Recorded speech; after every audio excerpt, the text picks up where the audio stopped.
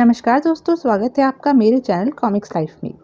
शुरू करते हैं तुलसी कॉमिक्स की एक और मज़ेदार कॉमिक्स, एक धूर्त एक मूर्ख। एक धूर्त एक मूर्ख। कथा विजय कुमार बस। चित्रांकन राजन वर्मा। रंग सज्जा सुरेंद्र कुमार। प्रशांत नगर में हरिदत्त नाम का एक व्यापारी रहता था। वह बहुत सीधे साधे स्वभाव का था।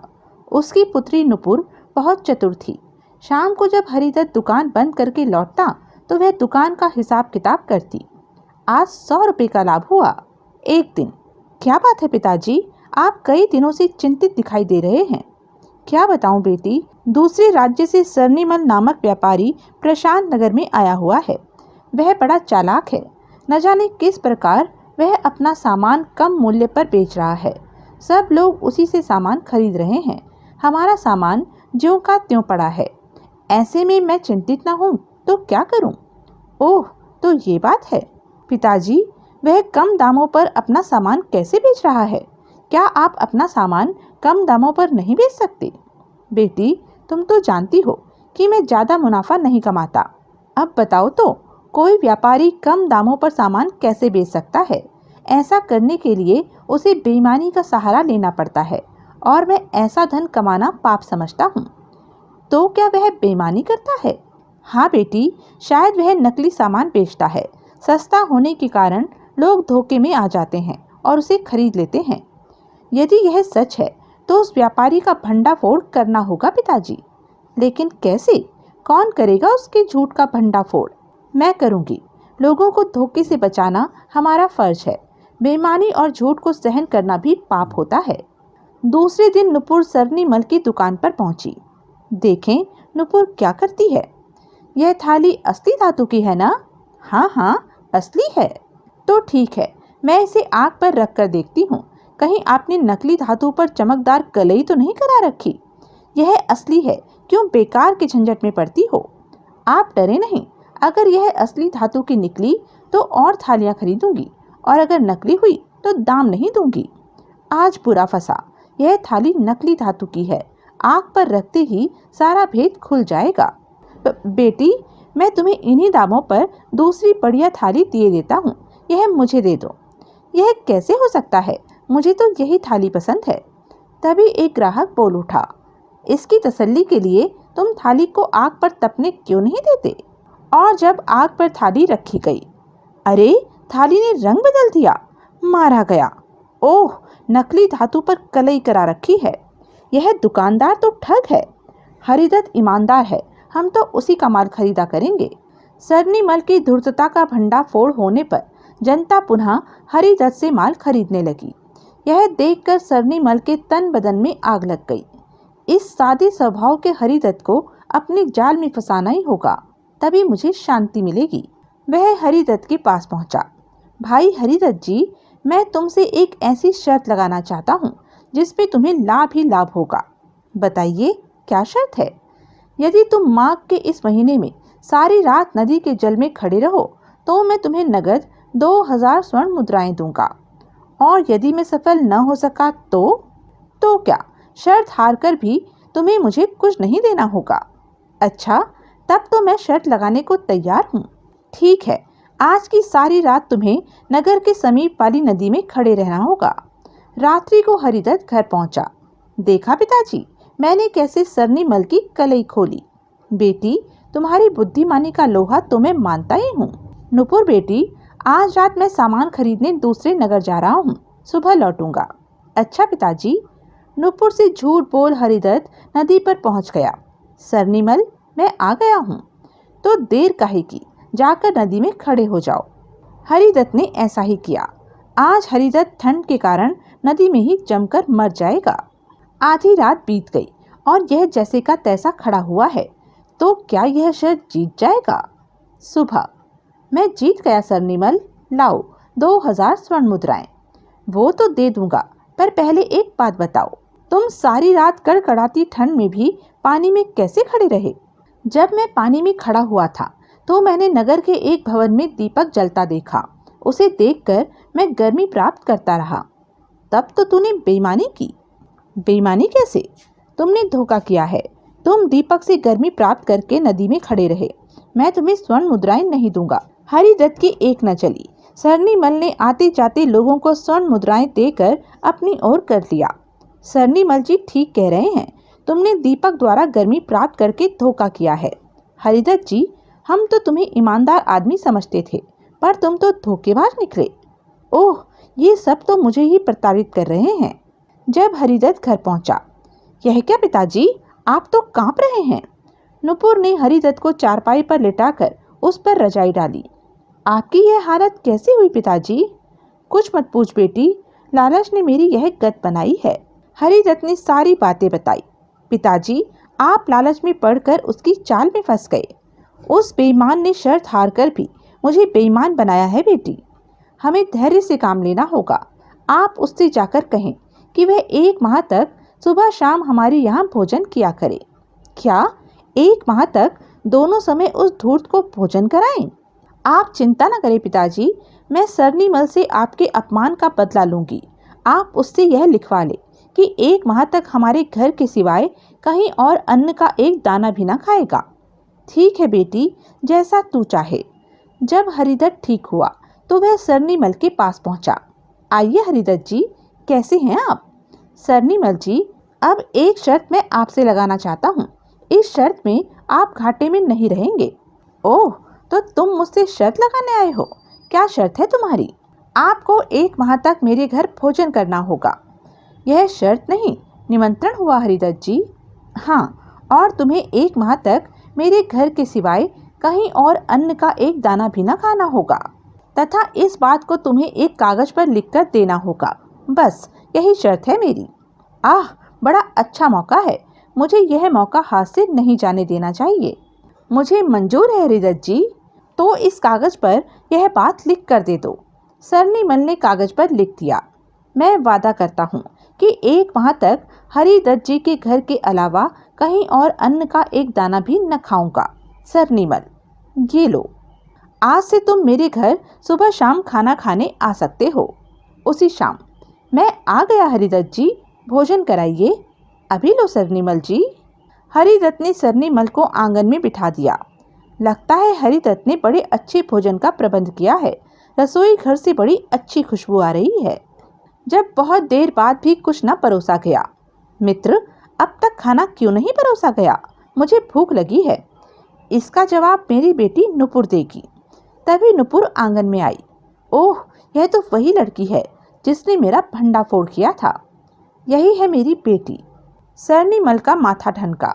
यह लड़की बहुत चालाक है। कहीं मैं किसी उलझन में तो नहीं फंसने जा रहा।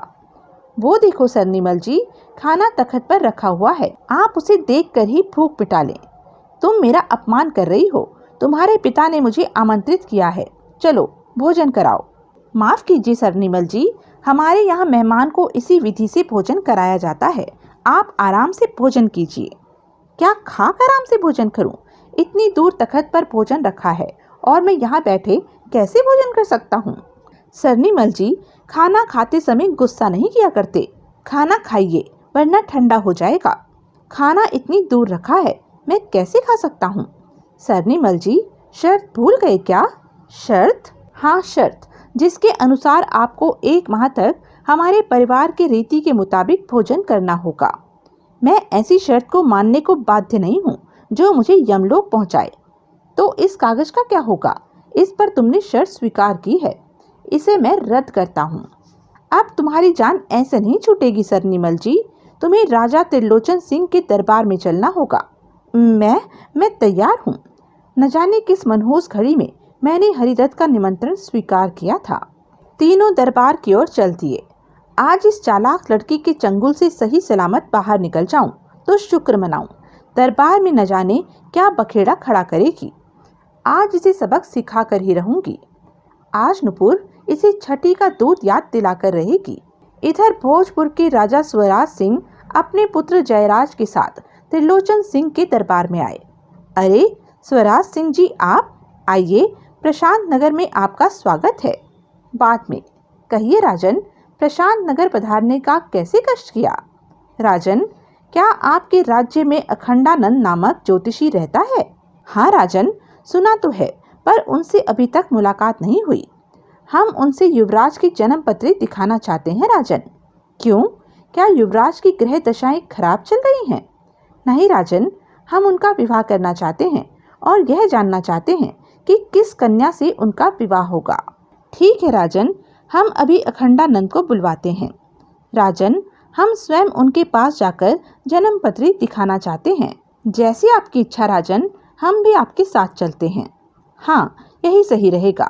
अचानक, महाराज, मुझे न्याय चाहिए। कौन हो तुम? सब कुछ स्पष्ट कहो। महाराज, मेरा नाम सरनिमल है, मैं व्यापारी हूँ। आज हरिदत्त के कहने पर मैं उसके यहाँ भोजन करने गया। सारी बातें सुनने के बाद अब आप ही बताएं महाराज, दूर रखे भोजन से मैं अपना पेट कैसे भर सकता हूँ?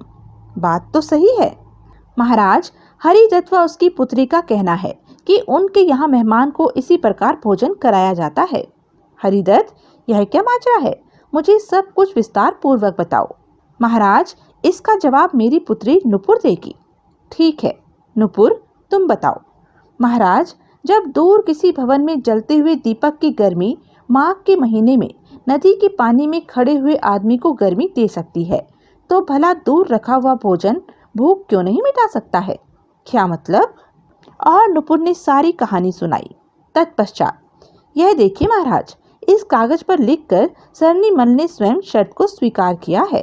त्रिलोचन सिंह ने पत्र पढ़ा और सरनीमल, तुमने शर्त हारकर भी हरिदत्त को स्वर्ण मुद्राएं नहीं दी, इसलिए नुपुर ने तुम्हें फंसाया, अतः दंड स्वरूप तुम्हें ऐसे ही भोजन करना होगा। लेकिन महाराज, इस अनोखे भोजन से मैं कैसे जीवित रह सकूंगा? मुझे ऐसा कठोर दंड न दीजिए महाराज।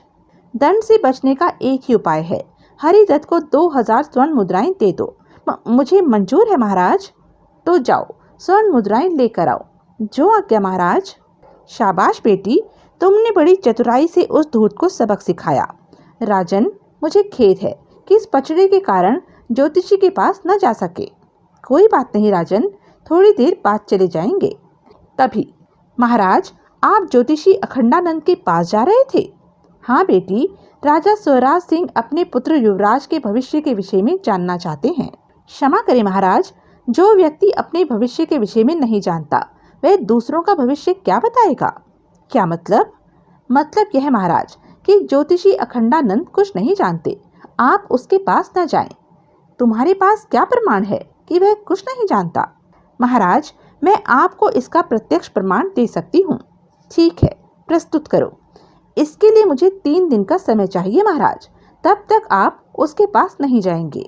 ठीक है, उसी समय। महाराज, मैं स्वर्ण मुद्राएं ले आया हूँ। ठीक है, हरिदत्त को दे दो। तत्पश्चात, सरनीमल, तुम एक धूर्त व चालाक आदमी हो, तुम आज ही अपना लश्कर समेट कर अपने राज्य को लौट जाओ। जो आज्ञा महाराज। सरनीमल के जाने के बाद, महाराज, अब जैसा मैं कहूँ उसी के अनुसार ज्योतिषी को राजकीय अतिथि गृह में ठहरा दीजिए। नुपुर ने योजना बताई और ठीक है, हम ऐसा ही करेंगे। अब मुझे आज्ञा दीजिए महाराज। नुपुर की योजना अनुसार त्रिलोचन सिंह ने एक सेवक अखंडानंद ज्योतिषी के पास भेजा। ज्योतिषी जी, आपको इसी वक्त महाराज ने बुलाया है। ओह, मेरी ख्याति महल तक जा पहुंची, लगता है मेरे दिन फिरने वाले हैं। ज्योतिषी बड़ा प्रसन्न हुआ। ठीक है, चलो राजकीय अतिथि गृह में। आप अतिथि गृह में ठहरे, मैं महाराज को बुलाकर लाता हूँ। सेवक के जाने के बाद, महाराज का भविष्य बताने की एवज में पूरी 50,000 स्वर्ण मुद्राएं लूंगा। सुबह से शाम हो गई, पूरा दिन बीत गया, महाराज अभी तक क्यों नहीं आए? तभी सेवक ने प्रवेश किया। सेवक, क्या तुमने महाराज को मेरे पहुंचने की सूचना दे दी थी?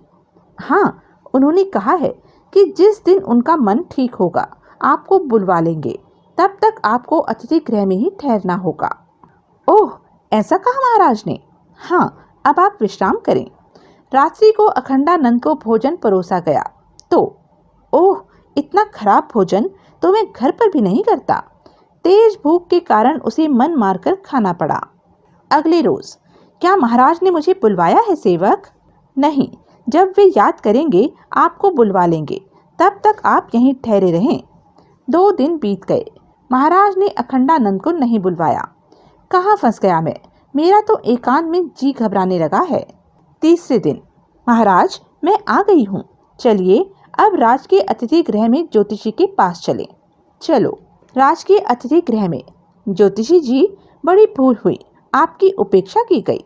महाराज, महल में मेरी उपेक्षा की गई, अतः आपका भविष्य बताने के साथ हर्जाना भी लूंगा। तभी अखंडानंद, जो आदमी अपना भविष्य नहीं जानता वह दूसरों का भविष्य क्या खाक बताएगा? कौन है ये लड़की? क्या तुम्हें मालूम था कि राजमहल में तुम्हारे साथ ऐसा व्यवहार होगा? नहीं तो चुपचाप यहाँ से भाग जाओ। हर जाने की बात तो दूर, महाराज तुम्हें दंडित भी कर देंगे। इसके बाद देखा महाराज, इसे जब ये ही नहीं मालूम था कि महल में इसके साथ कैसा व्यवहार होगा, तो यह दूसरों का भविष्य कैसे बताएगा। हम बहुत प्रसन्न हुए बेटी नुपुर, तुम हमारे राज्य का गौरव हो। तब त्रिलोचन सिंह ने स्वराज सिंह से कहा, राजन, अखंडानंद के अलावा हमारे राज्य में और भी ज्योतिषी हैं, हम उन्हें युवराज की जन्म पत्री दिखाएंगे। अब इसकी जरूरत भी नहीं है राजन। क्या मतलब? हम जिस उद्देश्य से जन्म पत्री दिखाना चाहते थे वह पूरा हो गया। मैं कुछ समझा नहीं। हम यह जानना चाहते थे राजन कि किस कन्या से युवराज का विवाह होगा। वह कन्या मुझे मिल गई। कहाँ है वह कन्या? नुपुर ही वह कन्या है राजन। क्या? हाँ राजन, नुपुर बुद्धिमान है और हर प्रकार से युवराज के योग्य है। यह तो बड़ी खुशी की बात है राजन। हरिदत्त जी, आपको इस संबंध पर कोई ऐतराज तो नहीं? ऐतराज कैसा महाराज, यह तो मेरे लिए गौरव की बात होगी। तो ठीक है, यह विवाह शीघ्र हो जाना चाहिए। नुपुर हमारे राज्य की गौरव है राजन, इसका कन्यादान हम करेंगे। अगले ही दिन नुपुर व जयराज का विवाह हो गया। विवाह के बाद तुम हमारे राज्य के गौरव को ले जा रहे हो राजन, इसे संभाल कर रखना। घबराइए नहीं राजन, नुपुर हमारे सिर माथे पर रहेगी। बड़े गमगीन माहौल में नुपुर विदा हुई। पूरे राज के सम्मान के साथ नुपुर की डोली भोजपुर के राजमहल के द्वार पर पहुंची। आओ बहुरानी, अपने पति के गृह में प्रवेश करो। इस विवाह के उपलक्ष्य में पूरे भोजपुर में खुशियां मनाई गई। एक दिन, नुपुर, हमारे परिवार की रस्म के अनुसार आज तुम्हें दरबार में चलकर भोजपुर की प्रजा को दर्शन देने होंगे। जी पिताश्री। उस दिन नुपुर अपने पति जयराज के साथ दरबार में गई। युवरानी की जय। तभी, दुहाई है महाराज, हमारा न्याय कीजिए। बताओ क्या परेशानी है? महाराज, मेरा नाम किशन है।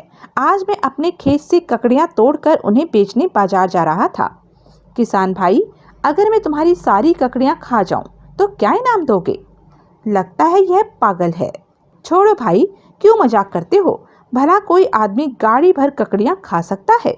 मजाक नहीं कर रहा मैं। यकीन न हो तो शर्त रख लो। ठीक है, यदि तुम गाड़ी भर ककड़ियां खा गए तो मैं तुम्हें ऐसा लड्डू दूंगा जो राजमहल के द्वार से न निकल सके। यदि लड्डू न दे सके तो 200 स्वर्ण मुद्राएं देनी पड़ेंगी। हाँ। वह आदमी ककड़ियां थोड़ी थोड़ी खाकर उन्हें वापस गाड़ी में रखने लगा। अरे, यह क्या कर रहा है? इस प्रकार इसने सारी ककड़ियों पर दांतों के निशान बना दिए और एक भी ककड़ी इसके पेट में नहीं गई। महाराज, लो, मैंने तुम्हारी सारी ककड़ियां खा ली। अब वह लड्डू दो या 200 स्वर्ण मुद्राएं। तुमने एक भी ककड़ी नहीं खाई, तुम हार गए। लाओ, मेरी सारी ककड़ियों के दाम दो।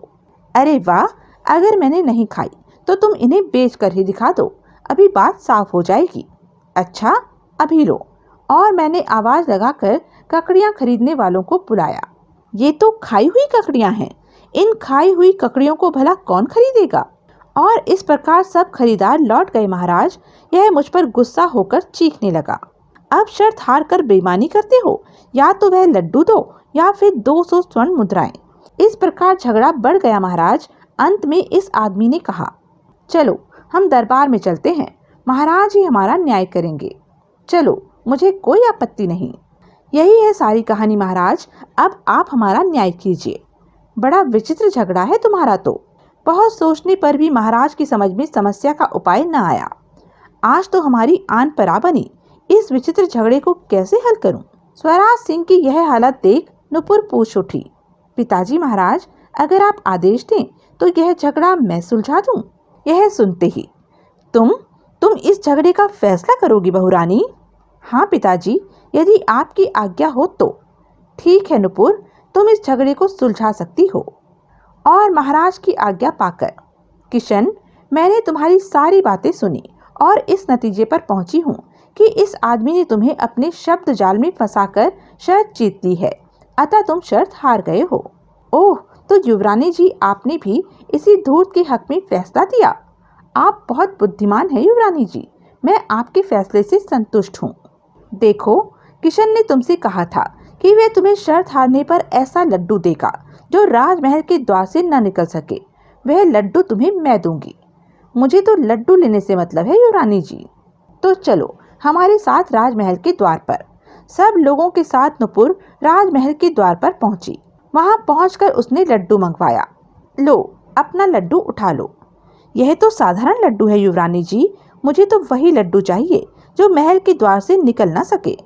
तब नुपुर ने सब लोगों से कहा, भाइयों, आप सब इस लड्डू से कहें कि द्वार से बाहर निकल जाए।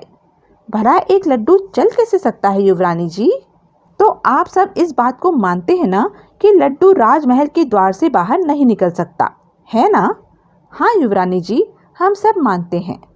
अपना लड्डू उठाओ और भाग जाओ। ओह, अब तो भाग जाने में ही भलाई है। उस धूर्त आदमी ने लड्डू उठाया और वहां से खिसक लिया। उसके जाते ही, युवरानी जी, आपने मुझे लुटने से बचा लिया, मैं आपका आभारी हूँ। तुम भोले हो किशन, इसीलिए उस धूर्त की बातों में आ गए। याद रखो, जो अपने काम से काम रखता है उसे कोई नहीं ठग सकता। आप ठीक कहती हैं युवरानी जी। तत्पश्चात राजमहल में, नुपुर, आज तुम न होती तो हम प्रजा के सामने लज्जित हो गए होते। आज के बाद हम राज्य की प्रत्येक बातों में तुमसे सलाह लेकर ही कोई निर्णय लिया करेंगे। पिताजी, आप मेरी आवश्यकता से अधिक प्रशंसा कर रहे हैं। नुपुर प्रतिदिन पति व ससुर के साथ दरबार के कार्य में हाथ बटाने लगी। पिताजी महाराज, यह दोषी है, इसे सजा दीजिए। नुपुर की सलाहों से स्वराज सिंह ने राज्य का चहुमुखी विकास किया। प्रजा नुपुर से बहुत प्रसन्न थी। तो यह थी तुलसी कॉमिक्स की एक मज़ेदार कॉमिक्स। ऐसी ही मज़ेदार कॉमिक्स के लिए बने रहें मेरे साथ। और हाँ, मेरे चैनल को लाइक, शेयर और सब्सक्राइब करना ना भूलें। धन्यवाद।